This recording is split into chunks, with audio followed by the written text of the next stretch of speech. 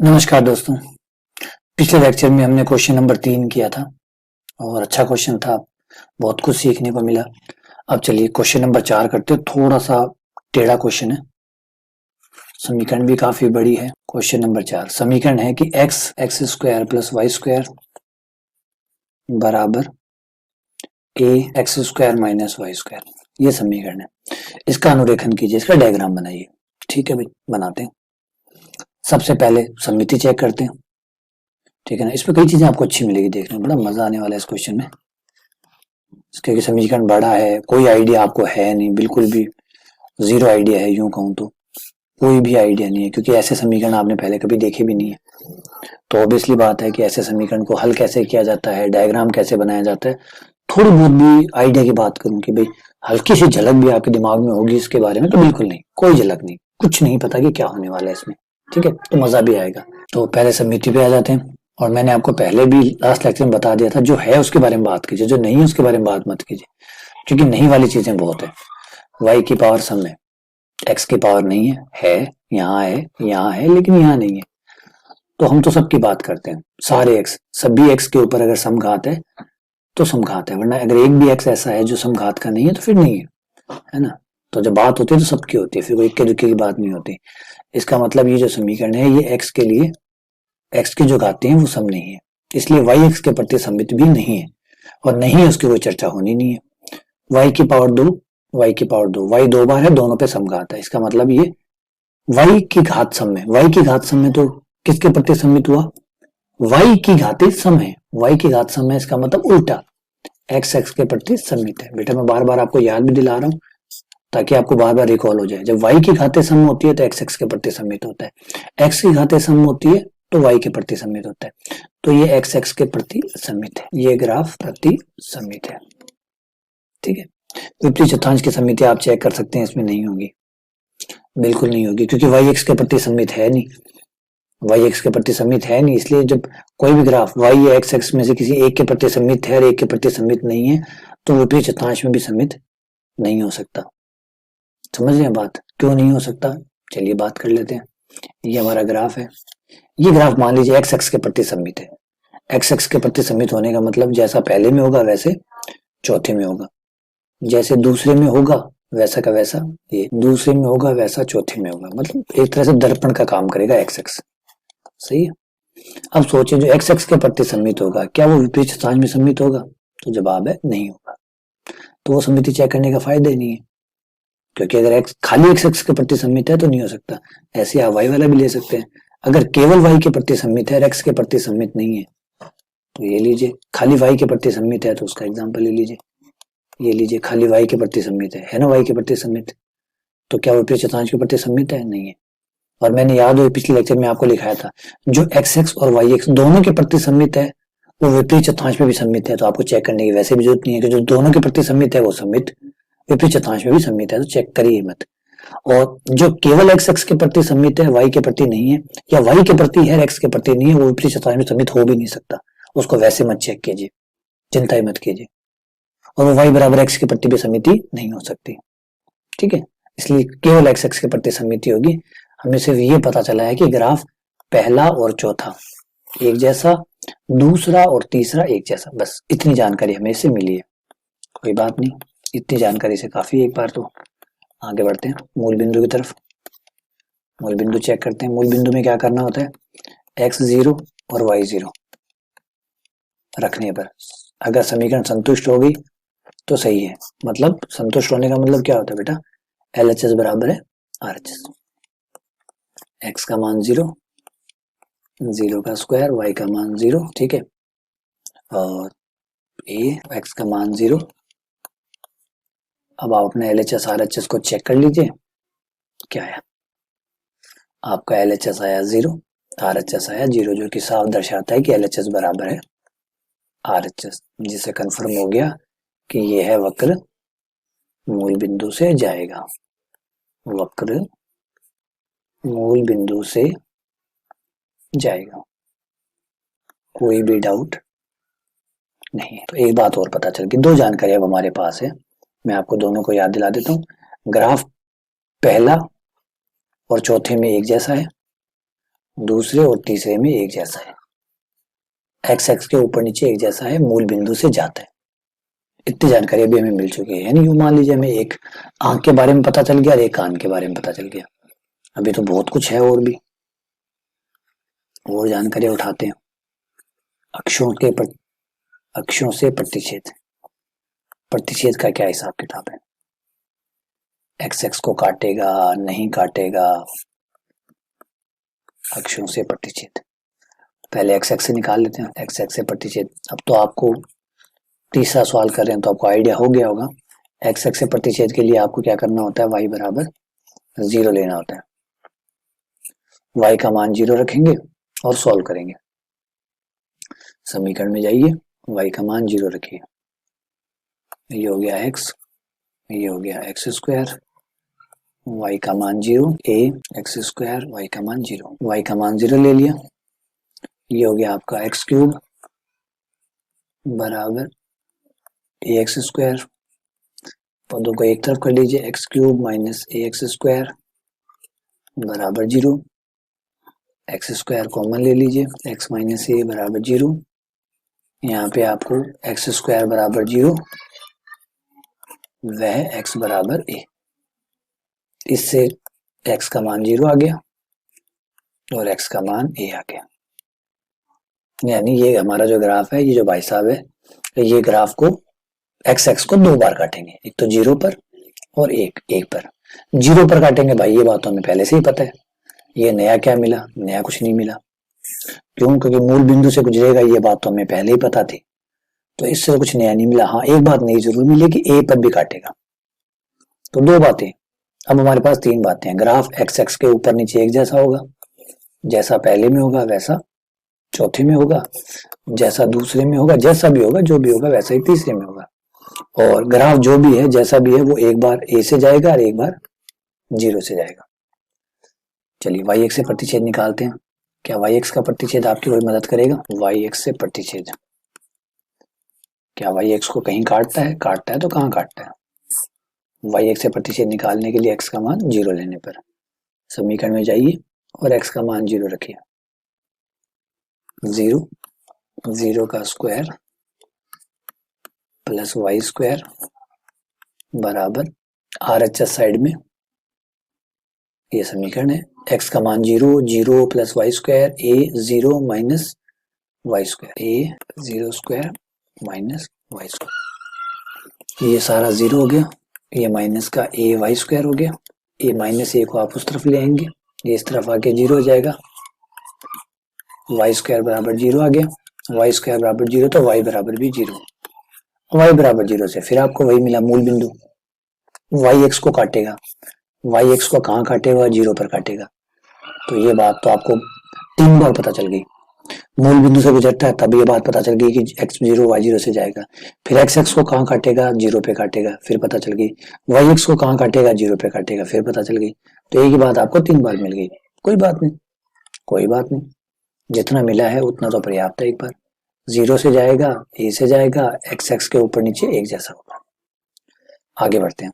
अब थोड़ा थोड़ा पिक्चर क्लियर हो रही है, थोड़ी थोड़ी इमेज जो है ना कि आदमी कैसा दिखने वाला है, उसकी थोड़ी थोड़ी इमेज क्लियर हो रही है। अभी चलते हैं और देखते हैं। स्टेप अभी हमारे पास है, हथियार अभी और भी है हमारे पास। ऐसा नहीं कि हमारे हथियार यहाँ खत्म हो गए, अभी तो कई हथियार है हमारे पास। अनंत स्पर्शी पे आ जाइए, ये भी हमें कुछ ना कुछ तो देगी, खाली हाथ थोड़ी भेजेगी। आइए अनंत स्पर्शी का ट्राई करते हैं। एक भी मिल गई तो ये काम बन जाएगा, मिलेगी तो बनेगा, ये याद रखिएगा। ना मिले तो नहीं बनेगा। ब्रैकेट खोल दूं तो ये हो जाएगा x cube x y square, पदों को एक तरफ कर लूं तो a x square plus a y square बराबर 0। इसमें भाई एक है कौन सी? देखिए ध्यान से सुनिए, मिल रही है भाई, मजे हो गया, मिल गई। ये देखिए, ये है y की पावर 2, y के अधिकतम घात की जो अनंत स्पर्शी है, क्योंकि y के समांतर जो अनंत स्पर्शी होती है वो कैसे निकालते हैं? y की अधिकतम घात का गुणांक बराबर 0, घात का गुणांक बराबर 0। ये कौन सी निकलती है? वाई एक्स के समांतर। जो वाई एक्स के समानांतर अनंत स्पर्शी होती है उसको कैसे निकालते हैं? y के अधिकतम घात का गुणांक 0 करके। तो यहाँ y की जब अधिकतम घात को 0 करेंगे, वाई स्क्वायर कॉमन आ जाएगा, वाई स्क्वायर कॉमन आ जाएगा, ये हो जाएगा आपका एक्स प्लस ए। तो गुणांक कितना हुआ एक्स प्लस ए, एक्स प्लस ए बराबर 0। अनंत स्पर्शी आ गई आपकी एक्स बराबर माइनस का ए, होगी ना। मजे हो गए। बाकी आप रफ में जाके अनंत स्पर्शियां ज्ञात कर लीजिएगा, और है तो कोई, और मैं दावा करता हूँ कि और कोई अनंत स्पर्शियां नहीं है। रफ में जाइए ढूंढिए, कोई अनंत स्पर्शी है तो यहाँ आके लिख दीजिएगा, लेकिन है ही नहीं। क्यों नहीं है? देखिए एक्स के अधिकतम घात, अगर आप एक्स एक्स के समांतर देखते हैं तो एक्स के अधिकतम घात 3, उसका गुणांक 1, 1 को 0 करने से बेकार जाना है। और बाकी आप और ट्राई करके देख लीजिए, कुछ नहीं आने वाला, कोई अनंत स्पर्शियां नहीं आने वाली। बस एक अनंत स्पर्शियां आनी थी एक्स बराबर माइनस से, जो आ चुकी है। बाकी टाइम वेस्ट मत कीजिए। और अब आपके दिमाग में बार बार यही चल रहा होगा कि सर हमें पता कैसे चलेगा, तो आपको पता डायरेक्ट नहीं चलेगा। मुझे भी सदियां बीत गई, 15-17 साल हो गए, तब जाके पता चला कि अनंत स्पर्शियां नहीं है। मैंने प्रैक्टिस किया बेटा, हर साल पढ़ाता हूँ, हर साल सवाल निकालता हूँ, तो पता चला है। अब आप लोगों को भी पता चलेगा। कैसे? आप रफ में जाएंगे, निकालेंगे, माथापच्ची करेंगे, अगर होगी तो फेयर में आएंगे, वापस क्वेश्चन पे आएंगे, यहाँ के निकालेंगे। नहीं होगी तो वहीं चुपचाप ही उस राज को वहीं का वहीं दफन कर देंगे आप, कि भाई कोई अनस्पर्शी थी ही नहीं। ये राज राज ही रहना चाहिए, किसी और को नहीं पता चलना चाहिए। फिर बस अगर अनस्पर्शी है तो बाहर निकाल के दिखा देना, और नहीं तो अपनी जो जांच पड़ताल है वो वहीं की वहीं फाइल बंद करके, जैसे सरकारें करती है ना, फाइलें बनाती है, जांच कमेटी बिठाती है, जांच कमेटी में सच निकल के भी आता है तो सरकारें फाइलों को दबा के बैठ जाती है, हो गया काम। और जब पूछते हैं कि क्या क्या क्या जांच कमेटी में है, कि बस पढ़ रहे हैं, अभी जांच पढ़ रहे हैं, थोड़ा टाइम लगेगा। और वो टाइम कभी थोड़ा थोड़ा करते वो फिर जनता ही भूल जाती है। सुभाष चंद्र बोस कब मरे कब नहीं मरे, उनके ऊपर जांच बैठी थी, जांच ने बहुत सारी चीजें दी थी। क्या वो रिपोर्ट सार्वजनिक की गई कि वो क्यों मरे? लाल बहादुर शास्त्री थे, उनकी डेथ हुई थी ताशकंद में, क्यों हुई, कैसे हुई, उसके ऊपर जांच कमेटी बैठी थी, क्या कोई रिपोर्ट आई? तो कभी रिपोर्ट नहीं आती। रिपोर्टें हमेशा आती है क्योंकि उनमें ऐसा सच होता है कि कोई खोलना नहीं चाहता, वो वहीं का वहीं दफना देते। तो अपने को भी ऐसा ही दफना देना है। अगर अनस्पर्शी नहीं है तो उसको वहीं का वहीं दफना दो, किसी को पता ही नहीं चले कि हमने अनस्पर्शी के बारे में पता भी किया था। मिल जाए तो फिर यहाँ लाइए, खुल के दिखाइए कि ये अनस्पर्शी है, ये निकाल के दिखाइए, पेज भरिए, फिर आप 1-2 पेज भरिए, क्योंकि आप कायदे से भर रहे हैं, है ना। चलिए आगे बढ़ते हैं। आ गया पांचवा क्षेत्र। क्षेत्र का भाई बाद में करेंगे, क्षेत्र की तो जैसे जरूरत पड़ेगी वैसे वैसे अध्ययन करते जाएंगे। क्षेत्र तो अध्ययन का विषय है, क्षेत्र तो याद रखिएगा अध्ययन का विषय है। जब जरूरत पड़ती है कि जब हमारे मन में ये क्वेश्चन आएगा कि ग्राफ यहाँ होगा नहीं होगा, तब हमारा क्षेत्र जो है वो हमारी मदद करता है। इससे पहले हाँ एक काम जरूर कर लीजिए, आप y का मान निकाल लीजिए।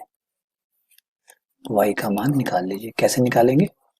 y के पदों को एक तरफ करेंगे और निकाल लेंगे।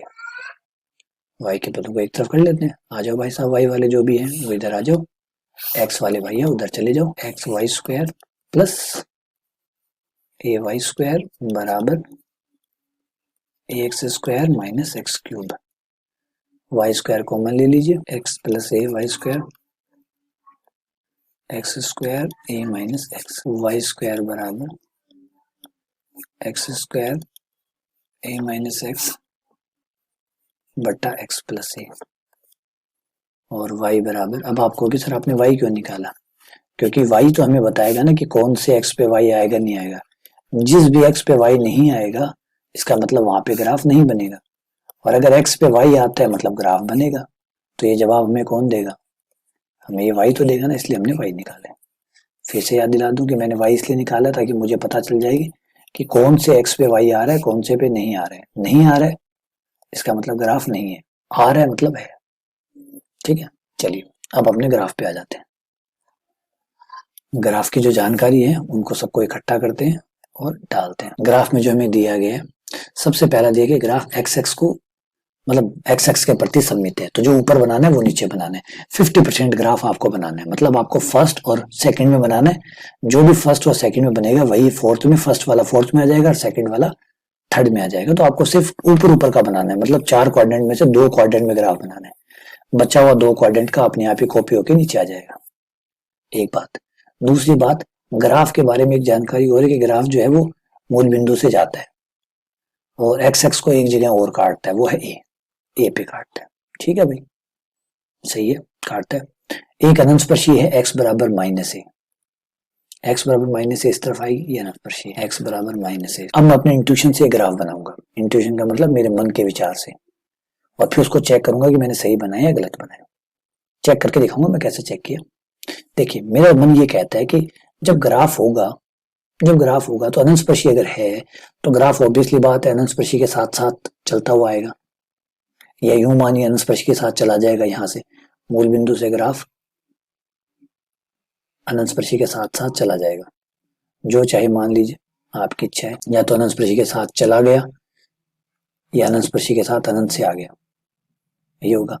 ये होने के बाद में इसको इनविटेशन मिला हुआ है कि ए से गुजरना है, तो यहां से भाई साहब ए पे चले जाएंगे, ये ए पे चले गए, सही है। अब ग्राफ जो है वो एक्स एक्स के प्रति सममित है, सममित होने की वजह से जब नीचे से आया तो ऊपर से तो नीचे से भी होगा, और ऐसे होगा। अब आपके दिमाग में कई क्वेश्चन चल रहे होंगे, सर इतना बड़ा दावा कर दिया, कैसे हो गया, ऐसे कैसे बनाया आपने। पहली बात तो ये बात है कि अनंतस्पर्शी का उद्देश्य यही होता है कि अनंतस्पर्शी होने का मतलब है ग्राफ की एक शाखा है जो अनंतस्पर्शी के साथ साथ चलती रहेगी। अब वो अनंतस्पर्शी के साथ साथ ये जो पिंक वाली लाइन है इसके साथ साथ ये रेखा ग्राफ चलता रहेगा। अब ग्राफ को मूल बिंदु से जाना है, तो ये ग्राफ आके मूल बिंदु से गुजर गया, फिर से आगे ए जाना है। अब ए जाएगा तो कैसे जाएगा आप बताओ, ए कैसे जाएगा, ऐसे। सरल रेखा तो ग्राफ की है ही नहीं, ये तो ग्राफ है, कोई सरल रेखा थोड़ी है। जो ऐसे जाएगा तो ऑब्वियसली बात है घुमाव करके ही जाएगा, थोड़ा घुमाव ज्यादा हो जाएगा कम हो जाएगा वो तो हम वैसे भी नहीं बना रहे, है ना। अगर आप ये सोचो कि ऐसे क्यों बनाया, थोड़ा सा ऊपर से क्यों नहीं बनाया, थोड़ा और ऊपर से क्यों नहीं बनाया, तो ये कोई दिक्कत ही नहीं है, कोई से ही बना दो, सब एक ही है, क्योंकि हम नाप तोल के तो बना ही नहीं रहे। तो जब हम नाप तोल के ही नहीं बना रहे तो कोई फर्क ही नहीं पड़ता कि हम ज्यादा ऊपर जाके मिलाते हैं या नीचे से मिलाते हैं, ठीक है। अच्छा, अब बात आती है कि ए के बाद में ग्राफ आपने क्यों नहीं बनाया, ऑब्वियसली बात है ए के बाद क्यों नहीं बनाया, ए के बीच में ही क्यों बनाया। तो जब आप इसके पास है, देखिए क्षेत्र के पास, क्षेत्र सारे जवाब देगा। अगर आपने एक्स का मान ए से ज्यादा रखा, ये देखिए अगर एक्स का मान, यदि एक्स का मान ए से बड़ा हुआ, अगर एक्स ए से बड़ा हुआ और ए में से आपने एक्स घटाया, अब आप छोटे में से बड़ा घटा रहे हो, एक्स ए से बड़ा है, ए सपोज कीजिए 5 है और एक्स का मान आप 5 से बड़ा कर देते हैं, 6 कर देते हैं, 7 कर देते हैं, तो माइनस आएगा नहीं आएगा, और वो माइनस अंडर रूट में आएगा जो कि आइटा होगा। इसका मतलब एक्स का मान ए से ऊपर होने पर वाई आएगा ही नहीं। तो जैसे ही एक्स का मान यहाँ से यहाँ तक देखिए एक्स का मान ए हो चुका है, अब यहाँ ए का एक्स का मान ए से बड़ा होगा तो यहाँ ग्राफ आएगा ही नहीं, ये खाली रह जाएगा। ये क्रॉस मैं कर रहा हूँ, आप मत करना, मैं समझाने के लिए कर रहा हूँ, समझाने के लिए मुझे बहुत आड़ी टेढ़ी लाइनें खींचनी पड़ती है। तो ग्राफ ए के बाद में बनेगा ही नहीं, ए के बाद में ये सारा हिस्सा खाली रहेगा, क्योंकि ए के जैसे ही एक्स ए को पार कर जाता है वाई का मान आना ही बंद हो जाता है, इसलिए ग्राफ नहीं बना। फिर 0 से ए के बीच में क्यों बना, क्योंकि अगर आप एक्स का मान 0 से ए के बीच में रखते हैं तो ये कोई दिक्कत नहीं देता, आराम से आता है। अब मान लीजिए ए 5 है तो एक्स का मान 5, 4, 3, 2, 1, कोई दिक्कत आएगी नहीं आएगी, नहीं आएगी तो ग्राफ बनेगा, ग्राफ बने। अब आप कहोगे माइनस ए के बाद क्यों नहीं बना, माइनस ए के बाद में देखिए, माइनस ए के बाद में एक्स का मान माइनस ए के बाद में, चलिए -2 रख के देख लेते हैं, यही समझा देता हूँ, -2 रख के देख लेते हैं। -2 रखेंगे तो ऊपर क्या आ जाएगा, ऊपर आ जाएगा 3, ऊपर 3 आ गया, नीचे कितना आ गया -2a प्लस ए, नीचे आ गया माइनस का ए से ए कट गया, ये आ गया अंडर रूट माइनस का 3 जो कि क्या आ गया 8। इसका मतलब माइनस ए के बाद में इस हिस्से में भी ग्राफ नहीं है, नो मैंस लैंड है ये, यहाँ कोई ग्राफ नहीं है, बस ग्राफ इतना ही होगा, हो गया। अब बताइए कोई बात तोड़िए है तो बताइए, कोई गलत बात मैंने लिखी है तो बताइए, कैसे कहा था मूल बिंदु से गुजरना चाहिए, गुजर रहा नहीं गुजर रहा, ए से गुजरना चाहिए, गुजर रहा नहीं गुजर रहा, सही है। ये अनंतस्पर्शी है, देखिए अनंतस्पर्शी है नहीं है, है ना। ग्राफ एक्स एक्स के ऊपर नीचे एक जैसा होना चाहिए, है या नहीं है। वाई एक्स को मूल बिंदु पे ही काटना चाहिए, काट रहा है ना। एक्स एक्स को 2 बिंदु पे काटना चाहिए था, 0 रे पे काट रहा है, नहीं काट रहा। क्षेत्र मना कर रहे के बाद ग्राफ नहीं बनना चाहिए तो नहीं बनाया, क्षेत्र मना कर रहा है कि -a के बाद ग्राफ नहीं बनना चाहिए तो नहीं बनाया, बस चेक कर लीजिए कोई गलती है तो। नहीं है, ये ग्राफ हो गया। उम्मीद करता हूँ आपको ये समझ में आ गया होगा, कोई डाउट हो तो जरूर बताइए। देखिए अभी धीरे धीरे और सवाल करेंगे, अभी चिंता मत कीजिए। ये मैंने कहा ना, ये ग्राफ खींचना एक तरह से पेंटिंग करने जैसा है, पेंटिंग करने जैसा है, यानी ड्राइंग बनाने जैसा है, पोर्ट्रेट बनाने जैसा है। अब किसी की पोर्ट्रेट आप एक दिन में नहीं बना सकते। अब आप सोचोगे कि मुझे कैसे पता चला, तो मैं ये सोचता हूँ कि विराट कोहली को कैसे पता चला कि यही शॉट खेलना है। जब मैं ग्राउंड में जाता हूँ खेलने तो मैं तो खेल ही नहीं पाता हूँ, मुझे तो बॉल इतनी तेज आती हुई दिखती है कि सोचता हूँ उससे पहले तो बॉल निकल चुकी होती है। तो मैं सोचता हूँ कि विराट को कैसे पता चला कि कब ये शॉट खेलना है। तो बेटा वो प्रैक्टिस करता है, वो क्रिकेट के मैदान में प्रैक्टिस करता है, मैं वहां नहीं करता। मैं सवालों पे मेहनत करता हूँ। तो मुझे सवाल देख के समझ में आ जाता है कि किसमें क्या होने वाला है, कैसा होने वाला है। अब एक एग्जाम्पल लीजिए, ये सवाल है, ये समीकरण है, इसको आप 3 बार निकाल लीजिए, 4 बार निकाल लीजिए, फिर क्या होगा? क्या आपको समीकरण की जरूरत पड़ेगी चित्र बनाने के लिए? इतने स्टेप करने की जरूरत पड़ेगी? आप समीकरण को देख के ही बता देंगे कि चित्र क्या बनने वाला है। हमारे साथ भी ऐसे अनुभव होता है, तो हमारे साथ कंपैरिजन मत कीजिएगा। आप अपने हिसाब से प्रैक्टिस कीजिए, अपने हिसाब से सोचिए कि आपके लिए क्या तरीका अच्छा हो सकता है, कैसे आप इसको समझ सकते हैं। ठीक है? हाँ, डाउट पैदा कीजिए, डाउट खूब सारे पैदा कीजिए, पूछिए, क्योंकि डाउट ही जो होते हैं ना वो मजबूत करते हैं आपको। चलिए, बहुत बहुत धन्यवाद। अगर कोई और दिक्कत आए तो जरूर